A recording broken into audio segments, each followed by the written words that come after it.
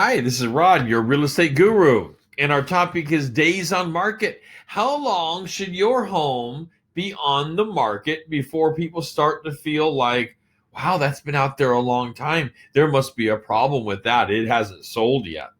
Or does that ever matter? Does it ever matter how long something's on the market? So this is our topic for today. By the way, I'd love to hear from you on this topic. Please make a comment below and push that like button. Love to hear from you on it. So time on market might matter. It does matter in some markets. I know people ask us this as professionals all the time. What if my home is on more than the average amount of time? Well, average means we are looking at the correct part of the market. It's not the entire market of, for example, the state of Oregon. It's not even the entire market of the Portland metro area. That's too large. You must drill it down and look at the market of your local area. In some cases, that might be your city. But for Portland, that's certainly too large. You're going to have to look at your neighborhood areas and really drill it down to time on market or days on market. So let's talk about some critical areas here. So, for example, days on market. Everybody asks about days on market. Oh, that home's been on the market 62 days. Maybe I can offer less for that home because it's been on so long. In our hot market right now, in some areas, if your home's been on the market for 60 days, well, that is a long time because homes are getting offers within 7 to 10 days and coming off the market in depending or under contract status. At some point, I need to do a video reviewing all the verbiage and all of the acronyms that are out there in real estate. Anyway, so DOM, days on market. And the days on market are dependent upon your local area. It does depend. It depends a lot. For example, if you're in the Hermiston market, the market moves at a much different pace than the inner city Portland market or the suburbia market of the Portland area, which right now are moving within days, typically less than about 10 days. And most homes go under contract and become the pending status. So days on market do matter, and that changes all the time. That is not a thing where I can just announce to you, oh, it's typically 3 days. We had a house just recently down in Estacada up for sale that was on the market a total of 5 days. We had offers within 3 days, all over offer price. So that is not the same though for every single market. Your market where you're at, your neighborhood area, the days on market might be 30 days, 60 days. So what happens when you are more than the average? Of course, the seller of the home is going to be unhappy because let's face it, all of us, we put our home up for sale for one reason. We want it to be sold for a good price and put that money into our pocket. That's what we want, so we can move on with life in whatever direction we're headed to, whether it's retirement or another investment or wherever we're headed. That's what we're looking for. But what happens when it's overtime on market? People start to get those feelings as if the market is slower in that area, or there's a problem with the house. A problem with the house could be people starting to feel like it's overpriced. And overpriced means that they are going to offer less money for it. And none of us, of course, want to see less money for our own home. You're trying to get as much as possible. And we're going to talk about strategy here in just a little bit.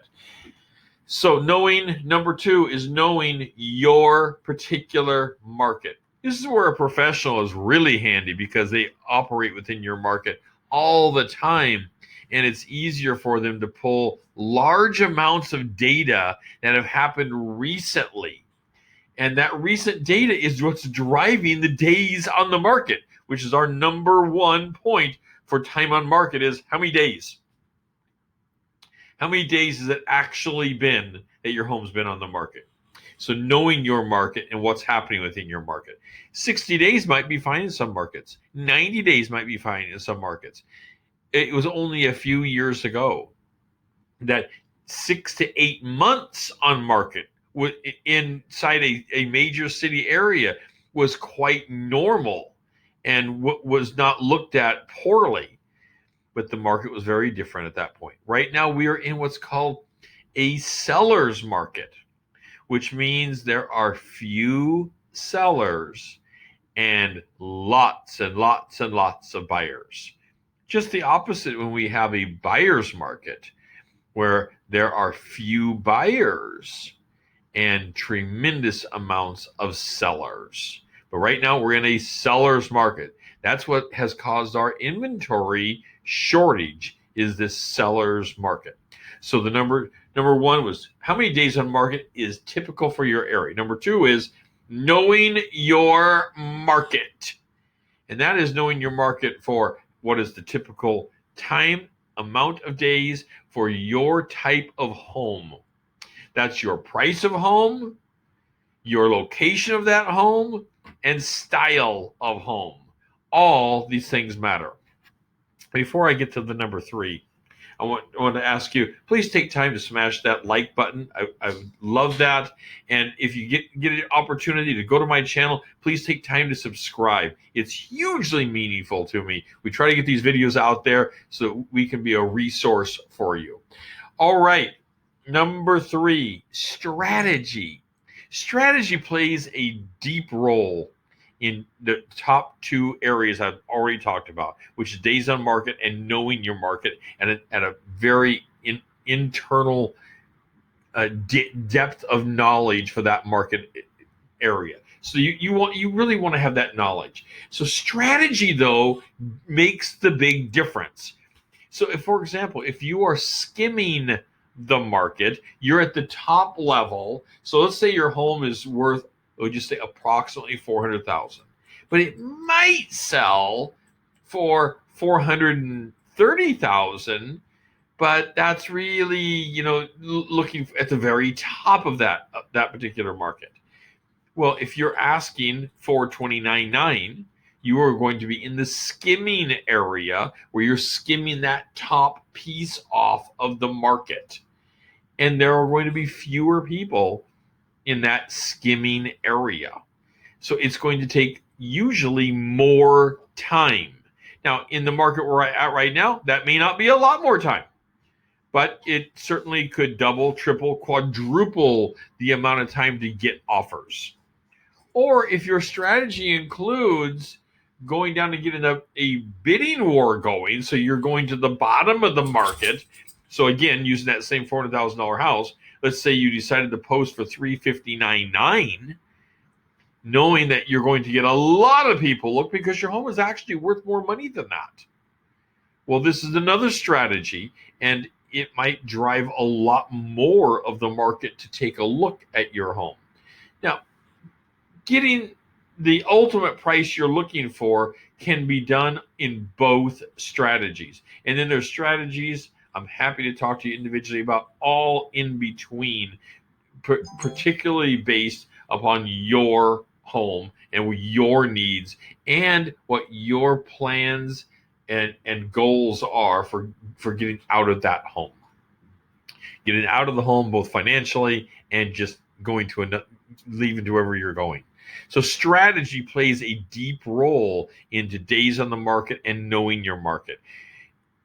If you don't know the market in a very deep and personal way by doing the research, you're not going to know how to strategize the best for something to fit your particular goals. I'm Rod Barker. I'm your real estate guru. I'd be happy to talk with you about those strategies. Take time and like this video, and take time to subscribe to my channel if you would, please. Guys, thank you so much. Have a wonderful night.